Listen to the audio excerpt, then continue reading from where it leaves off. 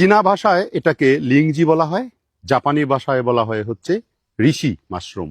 এর আবিধানিক অর্থ হচ্ছে অমরত্বের প্রতীক, এবং বিশেষ করে চীনা সম্রাটরা প্রায় 2000 বছর আগে এটা খাদ্য হিসেবে ব্যবহার করতেন অমরত্ব লাভের আশায়।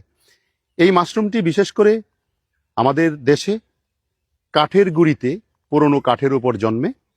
এর বায়োলজিক্যাল নাম হচ্ছে গ্যানোডার্মা। এটি একটি ঔষধি গুণ সম্পন্ন মাশরুম, এবং এই ঔষধি গুণ আছে বলেই এর কদর সারা পৃথিবীতে অনেক বেশি। আপনি এর আকারটা দেখতে পাচ্ছেন, ফ্রুট বডিটা কত বিশাল আকৃতি হয়েছে। দীর্ঘ জীবন ও রোগ প্রতিরোধ ক্ষমতা বৃদ্ধিতে সহায়ক গ্যানোডার্মা মাশরুমে রয়েছে পলিস্যাকারাইড, ট্রাইটারপিন, অ্যান্টিঅক্সিডেন্ট, যা শরীরের ইমিউন সিস্টেমকে শক্তিশালী করে এবং কোষের সুস্থতা বজায় রাখতে সাহায্য করে। এটি বার্ধক্যজনিত বিভিন্ন সমস্যার বিরুদ্ধেও কার্যকর।